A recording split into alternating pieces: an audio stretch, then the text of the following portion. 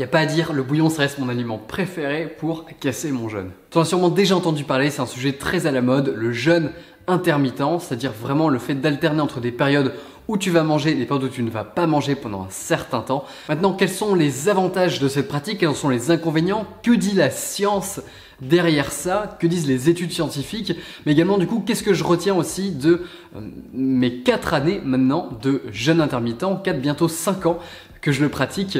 Comment toi tu peux t'y mettre? Est-ce que tu dois t'y mettre? Et comment te rendre compte, comment savoir si c'est fait pour toi? Tout ça, ce sont des choses dont je vais te parler dans cette vidéo. Si tu es nouveau sur cette chaîne, salut, moi c'est Clément, je parle de nutrition et d'hygiène de vie au service de ton énergie pour maximiser ton impact dans tes projets, qu'ils soient professionnels ou personnels. Putain, il était un peu chaud le bouillon, je crois que je me suis brûlé la langue. Donc pour faire simple, les règles du jeûne intermittent sont plus souples que celles du jeûne strict puisqu'elles consistent en fait à alterner entre des périodes où tu vas t'alimenter normalement et donc tu n'as pas besoin de compter particulièrement tes calories et d'autres périodes de restriction calorique ou pendant lesquelles tu vas vraiment pas te nourrir du tout d'une durée minimum de 14 heures. Alors il existe plusieurs sortes de jeûnes, certains jeûnent en 14-10, donc 10 heures de moment où on s'alimente et 14 heures où on va arrêter de manger. Par exemple, après ton dîner à 20 heures, tu vas arrêter de manger, tu vas ensuite aller te coucher et tu ne vas manger qu'à partir du lendemain à 10 heures du matin. Le plus populaire, c'est le jeûne en 16-8 qui a été popularisé par la méthode Lean Gains de Martin Berkhan et qui consiste à, du coup, comme tu l'as deviné, faire une fenêtre où tu vas manger pendant 8 heures et une fenêtre de 16 heures où tu ne vas pas manger, où tu vas jeûner. La plupart du temps, ça consiste simplement à sauter le petit déjeuner et du coup, tu vas arrêter de manger vers 20 heures ou 21 heures et tu ne vas manger le lendemain qu'à midi ou 13 heures. Dans la pratique, tu peux aussi ne pas forcément te prendre la tête, juste ne pas manger de petit déjeuner et tu as ton jeûne intermittent. Certains vont préférer retirer le dîner et simplement du coup prendre un petit déjeuner et un déjeuner. Personnellement, je trouve que le dîner c'est un moment, surtout dans la culture française, très social et que c'est très contraignant socialement parlant de ne pas manger de dîner du tout, alors que le petit déjeuner c'est souvent même quand on vit avec d'autres personnes, le repas qu'on prend tout seul ou que chacun prend un peu à l'heure qu'il arrange avant de partir au travail. Et je trouve en tout cas que c'est le plus simple à sauter, d'autant que on peut toujours avoir ce moment social du petit déjeuner avec simplement un thé ou un café et c'est autorisé pendant le jeûne intermittent. Alors comme je te l'ai dit, c'est un sujet assez à la mode. Personnellement, je le pratique depuis plus de 4 ans et j'ai mes raisons, je vais t'expliquer pourquoi. Maintenant, c'est assez nouveau et on manque encore pas mal d'études sur le sujet, notamment parce que c'était des études qui ont principalement été faites sur des animaux, ce qui n'est pas toujours comparable à l'être humain. Et même si j'adorerais clamer haut et fort qu'il a été prouvé scientifiquement que le jeûne intermittent allait tout révolutionner dans ta perte de poids, allait t'aider à prendre de la masse musculaire et dans tes performances sportives, je ne peux pas le faire parce qu'aujourd'hui, les études scientifiques ne permettent pas de l'affirmer à 100%. Mais au-delà de la performance et au-delà de simplement la gestion de ton poids et de ta masse musculaire, il y a beaucoup d'autres avantages au jeûne intermittent et tout ça, les avantages et les inconvénients, c'est ce dont on va parler maintenant. Alors maintenant, que dit la science en termes d'avantages pour le jeûne intermittent? Mais il semblerait que le jeûne intermittent en 16-8 favoriserait le contrôle de la glycémie. Ça veut dire que le corps gérerait beaucoup mieux le taux de sucre dans le sang. Ce qui peut donc aider à lutter contre le diabète de type 2 par exemple. À noter également un effet positif sur le microbiote intestinal, c'est-à-dire toute cette population de microbes qui sont dans tes intestins et qui contribuent énormément à ton bien-être et aux fonctions de ton corps, parce que tout fonctionne bien. Le troisième avantage, c'est une restriction calorique. En général, le jeûne intermittent, quand on mange simplement naturellement à sa faim et qu'on saute un repas et qu'on n'a que 2 repas ou 2 repas et éventuellement une collation dans la journée, naturellement on va moins manger, on va consommer moins de calories et cette diminution, cette restriction calorique naturelle va se faire sans avoir l'impression de se priver.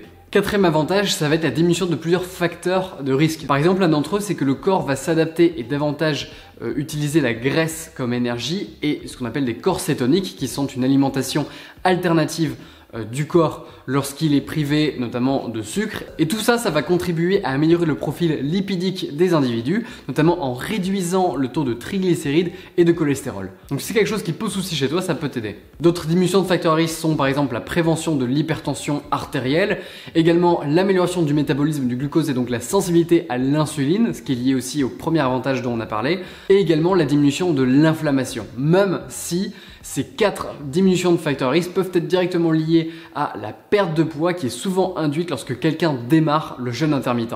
Donc c'est encore assez flou de savoir est-ce que c'est le jeûne intermittent qui provoque ça ou simplement la perte de poids liée au jeûne intermittent. On s'est également rendu compte que ça contribuait à la neurogénèse, donc vraiment ça facilitait la création de nouveaux neurones dans ton cerveau, et ça induit également un processus qui s'appelle l'autophagie. L'autophagie, j'y reviendrai dans une vidéo plus dédiée au jeûne sur le long terme, mais c'est un procédé en fait qui fait que le corps va se manger lui-même en quelque sorte. En fait, il va en quelque sorte recycler les matières défaillantes, les toxines à l'intérieur de ton corps. Donc il va continuer en soi à digérer de la nourriture, mais il va se digérer lui-même. C'est ce qu'on appelle l'autophagie et c'est certainement le procédé le plus intéressant lié au jeûne. Notamment parce que c'est l'un des mécanismes les plus vertueux lorsqu'il s'agit de ralentir le vieillissement du corps. Enfin, le jeûne pourrait, et là j'utilise bien le conditionnel parce que les recherches sont vraiment très nouvelles à ce sujet, on n'a pas encore énormément de recul dessus, mais le jeûne pourrait aider à mieux combattre le cancer et mieux supporter les séances de chimiothérapie par exemple. Et c'est notamment une idée qui a fait pas mal de bruit sur internet suite à l'intervention de Dominique D'Agostino ou encore de Peter Attia sur internet qui sont des docteurs spécialisés dans ce domaine et particulièrement sur le podcast de Tim Ferriss dans le Tim Ferriss Show, un podcast en anglais que je te recommande vivement. Et dans l'une de ses interviews, Tim mentionne l'un de ses amis qui utilisait le jeûne contre le cancer et avant ses séances de chimiothérapie en jeûnant pendant 3 jours avant ces séances de chimio et il était capable après ces séances de faire des courses à pied, faire de la course à pied et faire des courses d'environ 10 miles, ce qui représente environ 16 km sans aucun souci au niveau physique, ce qui est relativement impressionnant. Maintenant, la vie n'est pas toute rose et il se trouve que la science montre également quelques inconvénients qui pourraient être liés au jeûne intermittent. Notamment, il était fortement déconseillé de faire le jeûne intermittent si tu as notamment déjà des troubles alimentaires comme l'anorexie, si tu es dans un état de maigreur, ce qui représente en général un IMC inférieur à 18,5. Oui, l'IMC n'est pas parfait, mais en l'occurrence, ce chiffre est assez fiable dans ce sens-là pour définir un état de maigreur. Ou encore chez les femmes enceintes ou qui allaitent leur bébé et pour qui les apports constants en nutriments sont en général assez capitaux. Aussi, si les restrictions caloriques sont trop importantes suite à la pratique du jeûne intermittent, ça peut perturber ton système hormonal. Donc si tu es un homme, tu peux avoir des pertes, des descentes de testostérone, notamment ça va se montrer par la perte de libido. Ou si tu es une femme, ça peut perturber ton cycle menstruel.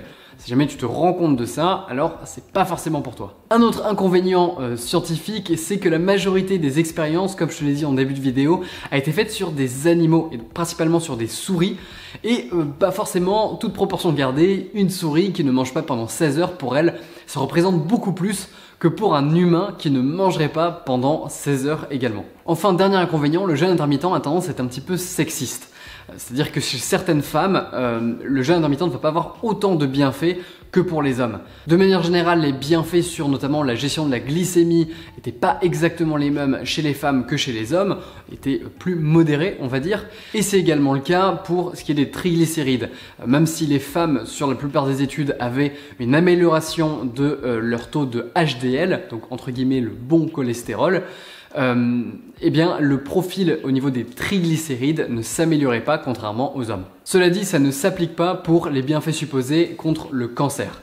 Là, le jeûne intermittent n'a rien de sexiste. Le peu d'études qui ont été faites sur le sujet sont plutôt prometteuses, autant pour les hommes que pour les femmes. Bref, tu l'auras compris, en gros, il faut essayer par soi-même. Ce qui implique cette dernière partie de la vidéo, je vais t'expliquer comment démarrer le jeûne intermittent et comment savoir si c'est pour toi. Commence tout simplement par supprimer le petit déjeuner ou le dîner si tu préfères avec une collation à 16 heures environ. Mais vraiment, encore une fois, le petit déjeuner, selon moi, c'est le plus facile à supprimer, ne serait-ce que d'un point de vue social. parce que ça implique du coup que pendant le jeûne, tu ne peux pas consommer notamment d'alcool, donc tu ne peux pas sortir, tu ne peux pas aller au bar, etc. Donc voilà, tu dois vraiment avoir aucune consommation de calories après ta collation de 16 heures si tu veux tenir le jeûne intermittent. Ensuite, je te recommande de commencer par un jeûne en 14-10, donc 14 heures de jeûne pour 10 heures d'alimentation, pour ensuite progresser lentement vers le 16-8 et voir si ça te convient. Pendant le jeûne, tu ne consommes aucune calorie, 0 calories, ça veut dire que tu peux boire de l'eau, du thé et du café, éventuellement une cuillère de gras, de préférence de l'huile de coco, parce que les graisses contenues dans l'huile de coco sont des triglycérides à chaîne moyenne qui sont le fuel gras utilisé principalement et directement utilisable en l'état par ton cerveau et ton corps. Donc en général, pour un tout petit boost d'énergie le matin, une cuillère à café d'huile de coco peut faire l'affaire dans ton thé ou ton café. Mais c'est tout, sinon aucune consommation de calories.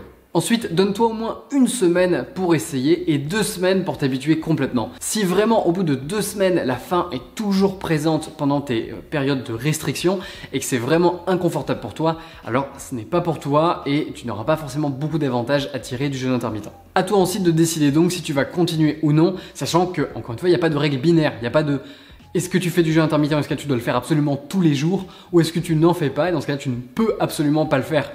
Tout comme le seraient par exemple des véganes à ne pas manger de viande du tout ou des carnistes affirmés qui clament haut et fort qu'il faut absolument manger de la viande à chaque repas. Voilà, il y a un entre-deux, c'est pas forcément binaire. Tu peux décider de faire le jeûne intermittent de temps en temps parce que tu n'as pas forcément faim le matin, peut-être 1, 2, 3 ou 4 fois dans la semaine et peut-être que les autres jours tu n'auras pas envie de le faire et c'est ok. En ce qui me concerne, si je pratique le jeûne intermittent, c'est pas du tout pour toutes ces explications scientifiques que j'ai pu te donner, mais c'est essentiellement parce que naturellement, c'est beaucoup plus facile de gérer la quantité de nourriture que je mange avec le jeûne intermittent et donc en sautant le petit déjeuner.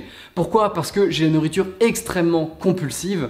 Je pourrais presque être diagnostiqué avec des troubles alimentaires. Pour le coup, je suis capable de manger dans des quantités hallucinantes sans forcément m'arrêter.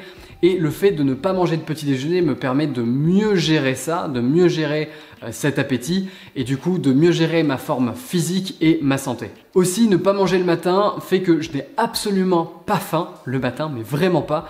Et j'ai remarqué que ça m'aidait beaucoup à me concentrer pour mon travail le matin. Il faut savoir qu'il y a peu de moments dans la journée où je ne pense pas à la nourriture, c'est assez obsessionnel chez moi. Du coup, vraiment, le fait d'avoir cette fenêtre le matin où je n'y pense pas du tout, où je n'ai pas cette distraction et je peux me concentrer, c'est vraiment quelque chose qui m'aide beaucoup dans mon travail tous les jours.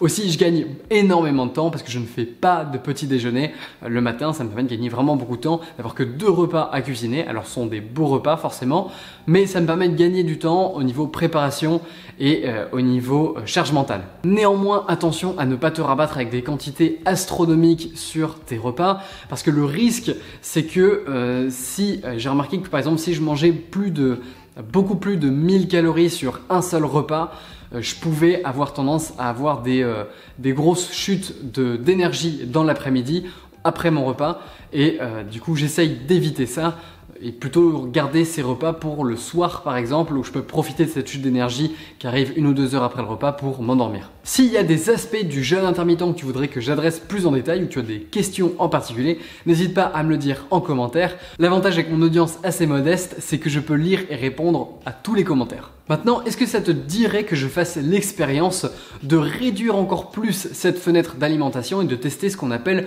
le OMAD Diet pour One Meal a Day, on l'appelle aussi la Warrior Diet, la diète du guerrier, qui consiste en fait à ne manger que sur une fenêtre de 4 heures et donc d'avoir un seul gros repas dans la journée. C'est notamment ce que font les musulmans lors du Ramadan. Est-ce que tenir cette diète pendant une semaine et avoir mes retours, c'est quelque chose qui t'intéresserait? C'est quelque chose qui me trotte dans la tête en tout cas. Si ça t'intéresse, en tout cas, n'hésite pas à me le dire dans les commentaires. Mais également un pouce bleu si la vidéo t'a plu. N'oublie pas de t'abonner et d'activer la cloche. Je te dis à très vite pour des prochaines vidéos. D'ici là, prends soin de toi. Ton cerveau te remerciera.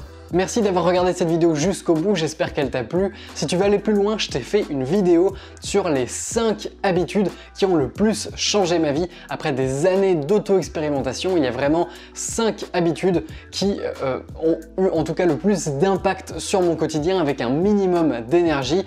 La vidéo, si elle t'intéresse, tu peux la télécharger en cliquant sur le bouton ici.